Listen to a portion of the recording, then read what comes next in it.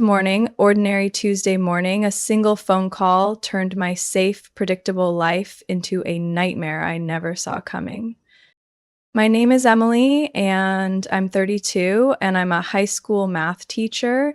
And until last Christmas, I thought I was just the reserved, bookish one in my circle, the steady sister who always played it safe, never making waves at family dinners or neighborhood barbecues in our quiet Seattle suburb.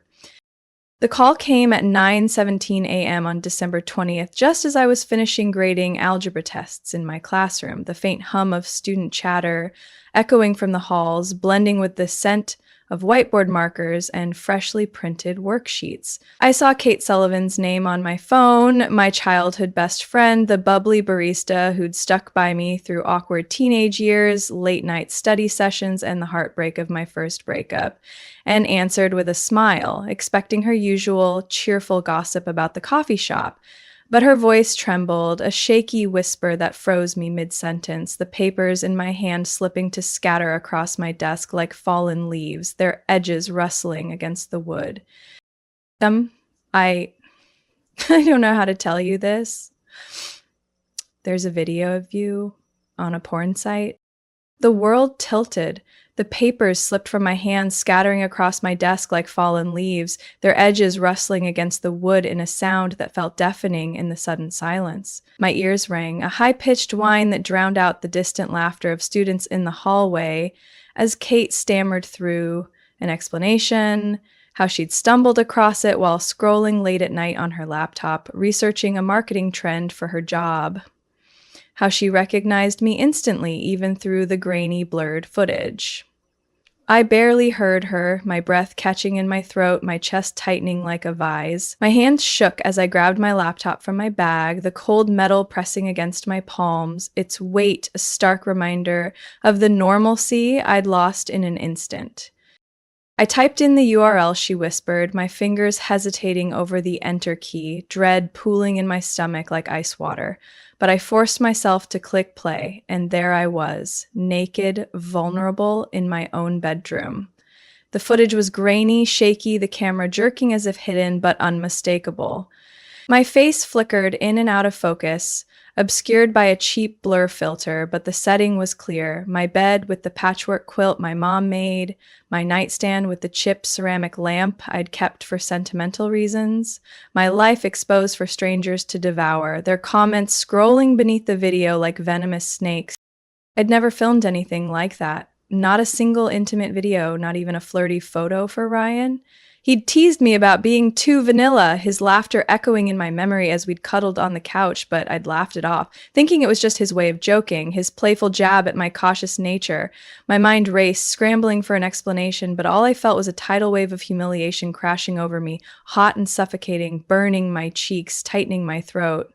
I drove home that evening, tears blurring my vision as I navigated Seattle's rain-slick streets, my hands gripping the steering wheel until my knuckles whitened.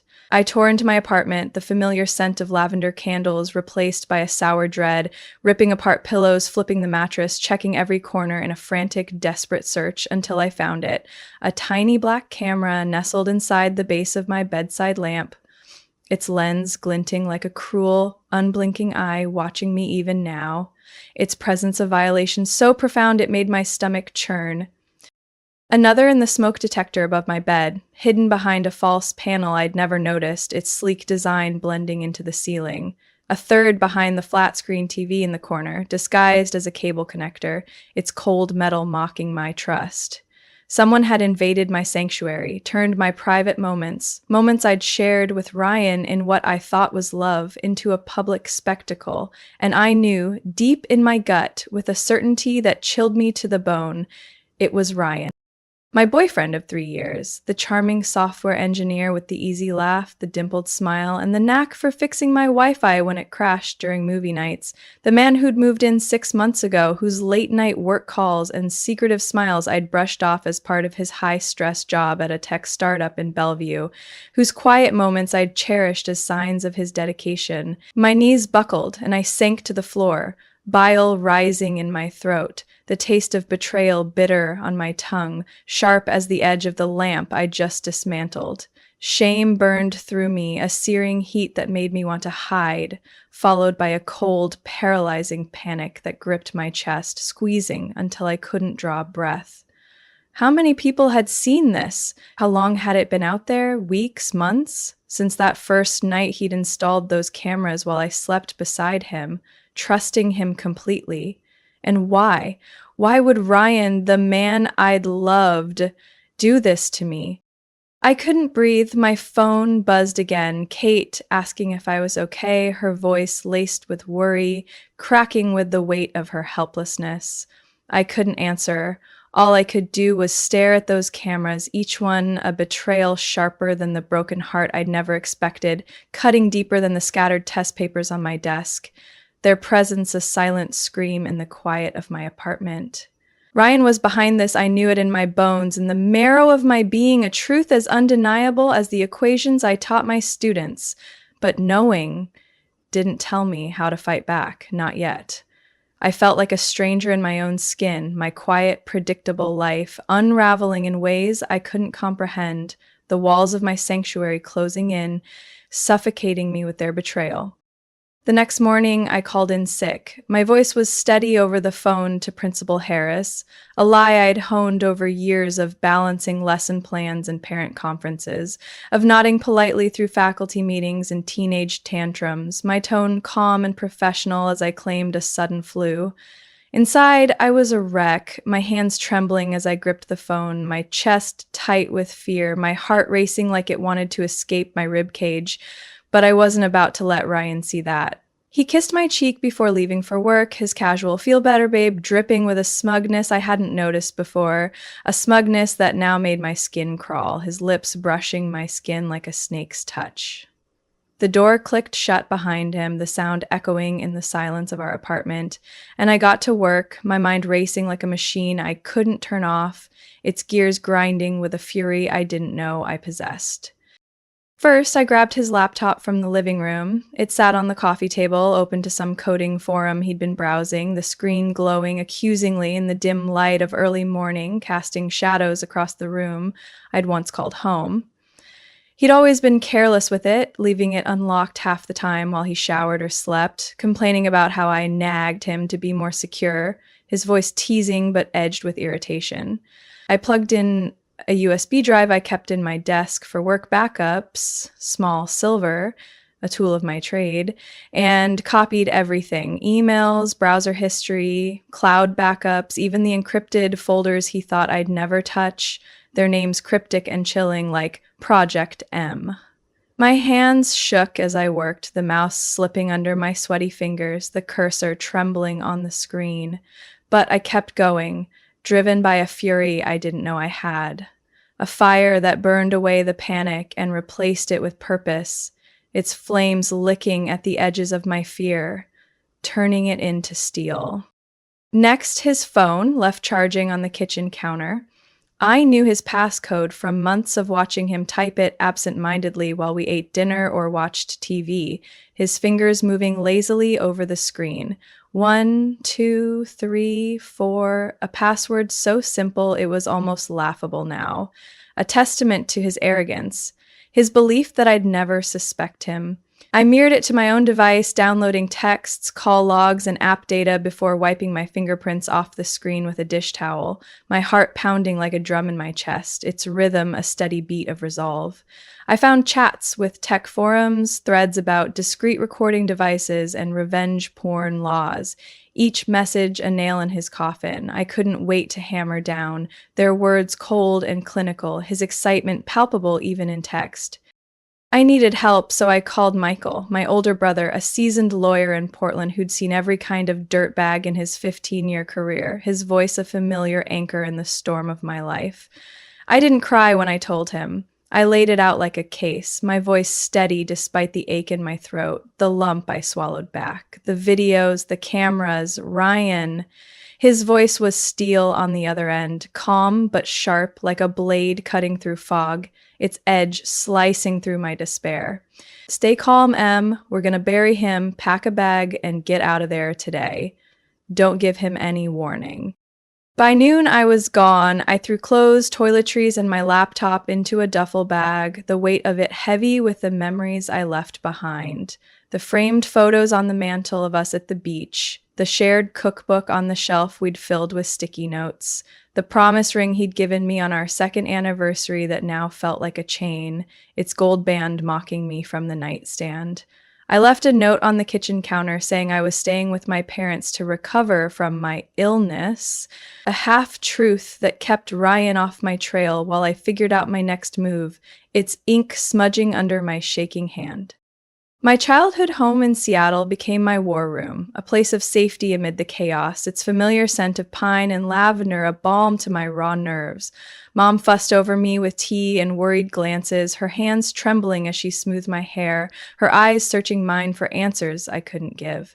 But Dad, quiet, practical Dad, with his carpenter's hands and steady gaze, his calloused fingers steady on the coffee mug, just nodded when I said I needed space to think. He didn't ask questions, but I saw the fire in his eyes, the same fire I felt burning in my chest, its warmth a quiet promise of justice. Michael arrived that night, his briefcase stuffed with legal pads and a fire in his eyes I hadn't seen since he won his first big case against a corrupt landlord, his silhouette framed by the porch light. We sat at the kitchen table, the same oak surface where I'd done my high school homework, its scratches from years of family dinners a comforting reminder of simpler times, and mapped out a plan, its edges sharp with strategy.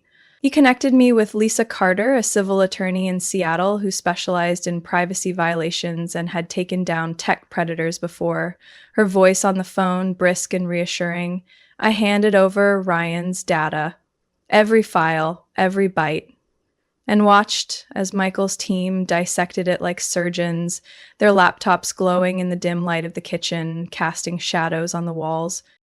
They found encrypted folders with timestamps matching the camera installations, receipts for tech I'd never seen in our apartment, tiny black devices ordered from obscure online stores, and a chilling thread on a dark web forum where Ryan bragged about his project, his words dripping with pride.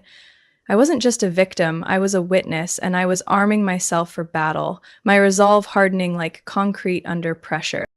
Over the next week, I met with Lisa and a criminal prosecutor friend of Michael's, a no-nonsense woman named Jenna who promised to push for the maximum penalties.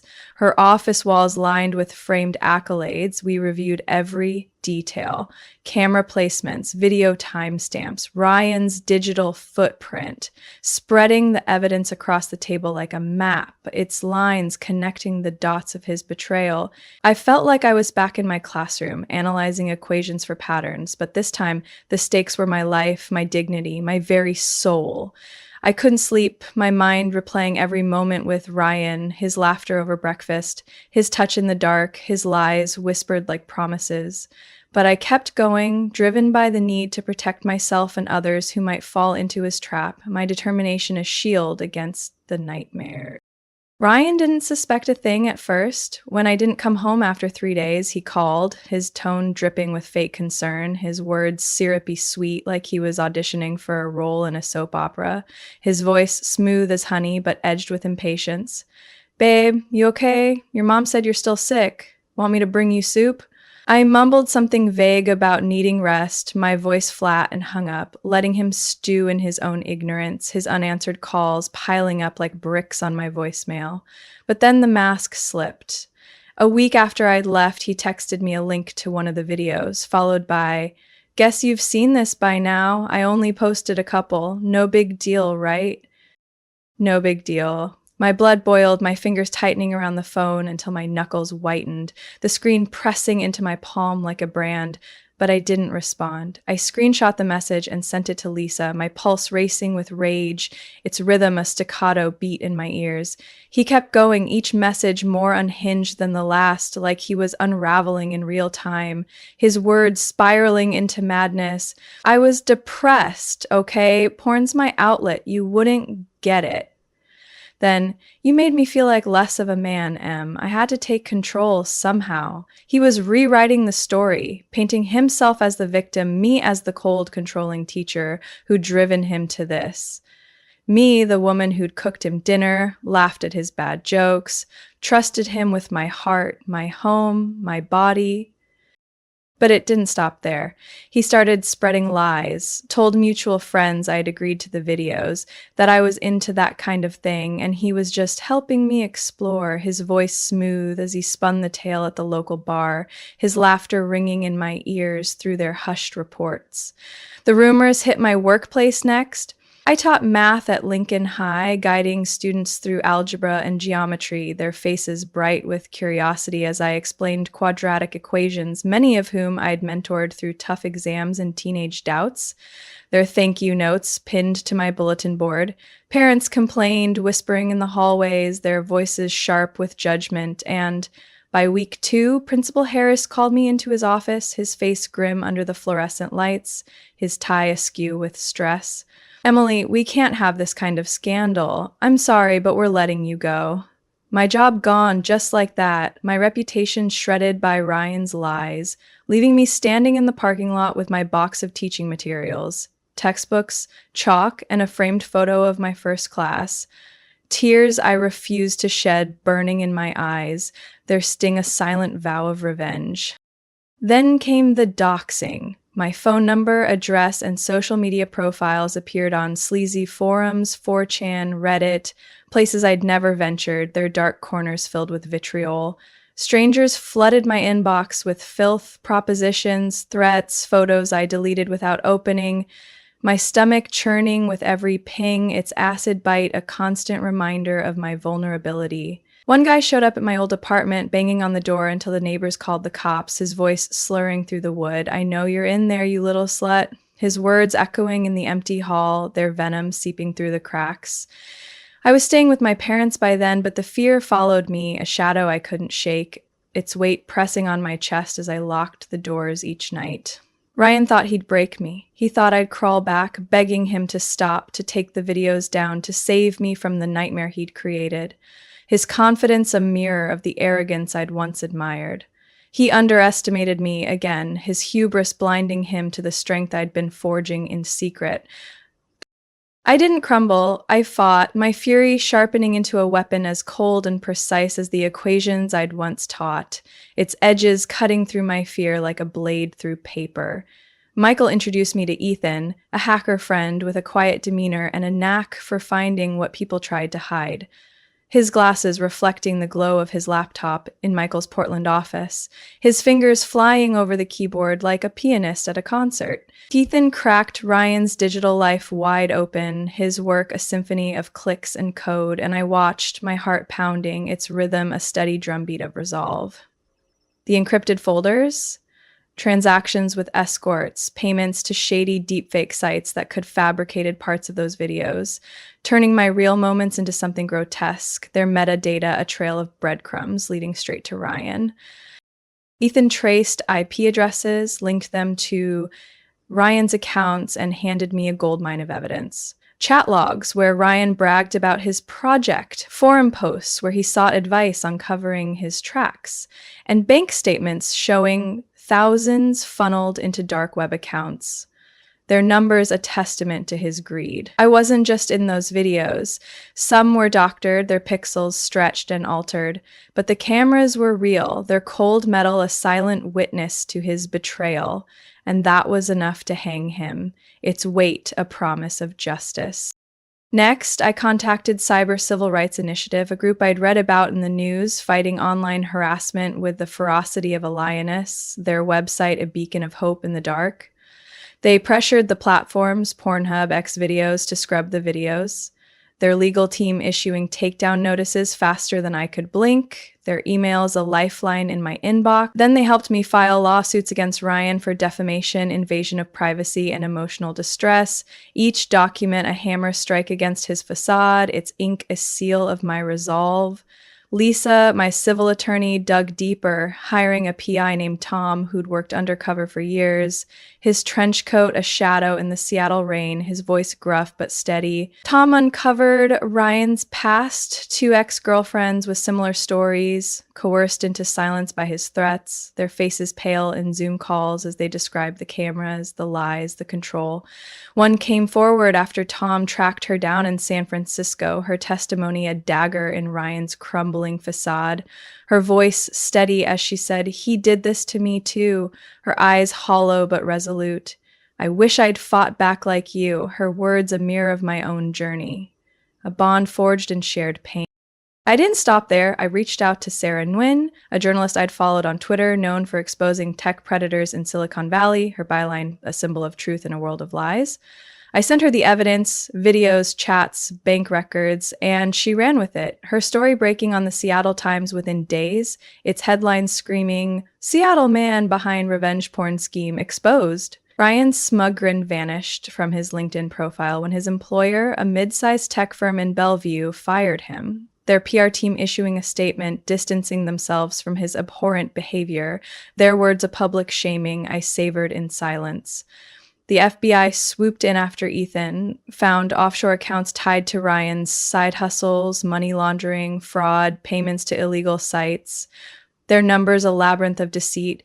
His life unraveled faster than he could lie his way out, his arrogance replaced by panic as subpoenas piled up, their paperweight a crushing blow to his delusions.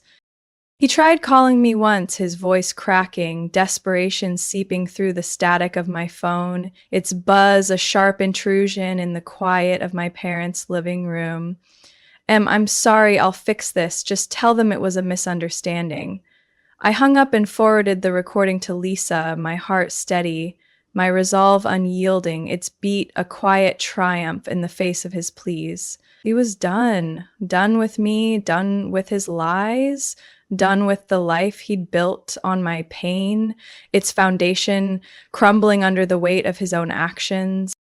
Ryan's trial was a reckoning, a courtroom drama I watched from the plaintiff's table, my hands folded calmly on the polished wood, its surface cool under my fingers, Lisa at my side, her presence a steady anchor. Michael sat behind me, his presence a silent fortress, while Mom and Dad squeezed my shoulders in the gallery, their eyes filled with pride and pain, their touch a reminder of the love that had carried me through.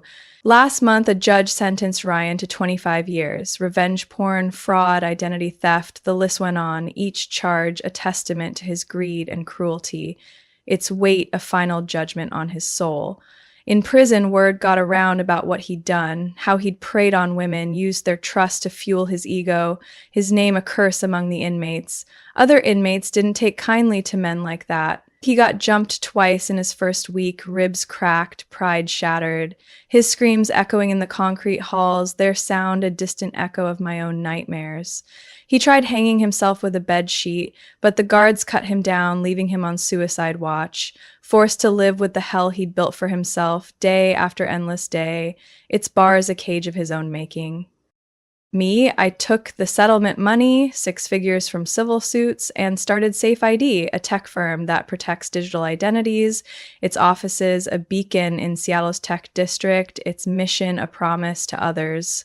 Like me, we've helped dozens of women already, scrubbing their data from the dark web, giving them back their peace, their names, their lives, their voices a chorus of gratitude in my inbox. I hired Ethan as our lead tech, his quiet genius, a perfect match for my analytical mind, and together we built something meaningful from the ashes of my pain, its foundation rooted in resilience.